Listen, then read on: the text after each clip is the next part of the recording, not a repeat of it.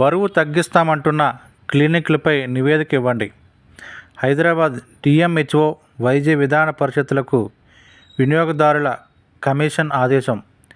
బాధితురాలికి సొమ్ము వెనక్కి ఇవ్వాలని కలర్స్ హెల్త్కేర్కు స్పష్టీకరణ. బరువు తగ్గిస్తామంటూ పుట్టగొడుగుల్లా వెలుస్తున్న క్లినిక్ల కారణంగా అమాయకులు మోసపోతున్నారని, అవి నిబంధనల ప్రకారం నడుస్తున్నాయో లేదో విచారణ చేయాలని హైదరాబాద్ డిఎంహెచ్ఓ, వైద్య విధాన పరిషత్కు రాష్ట్ర వినియోగదారుల కమిషన్ ఆదేశాలు జారీ చేసింది. వైద్యుల సలహా లేకుండా, నిపుణుల పర్యవేక్షణ లేకుండా ఊబకాయం, శరీరంలోని అధిక కొవ్వు తగ్గిస్తామంటున్న ఈ క్లినిక్లపై మార్చి 17లోగా నివేదికలు సమర్పించాలంది.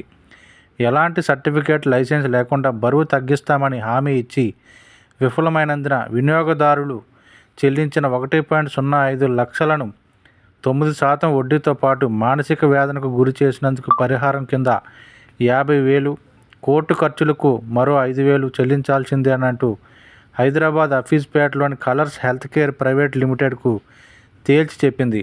సంగారెడ్డికి చెందిన ఓ యువతి బరువు తగ్గడానికి 2022లో Colors healthcare private limited Miyapur బ్రాంచ్లో చేరి 1.05 లక్షలు చెల్లించారు.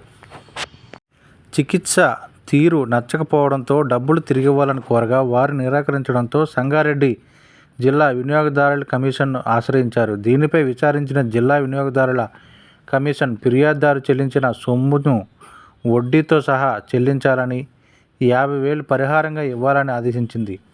దీన్ని సవాల్ చేస్తూ కలర్ హెల్త్ కేర్ ప్రతినిధులు రాష్ట్ర వినియోగదారుల కమిషన్లో అప్పీల్ దాఖలు చేశారు. దీనిపై కమిషన్ ఇన్ఛార్జ్ అధ్యక్షురాలు మీనా రామనాథన్, సభ్యులు వివి శేషబాబుతో కూడిన ధర్మాసనం విచారణ చేపట్టి తీర్పు వెలువరించింది. క్లినికల్ ఎస్టాబ్లిష్మెంట్స్ చట్టం కింద రిజిస్ట్రేషన్ చేయించుకున్నప్పటికీ ఫిజియోథెరపీ, చర్మ రక్షణకు సంబంధించిన అనుమతి మాత్రమే ఉందని, ఇందులో బరువు తగ్గించే అంశమే లేకపోవడాన్ని గుర్తు చేసింది.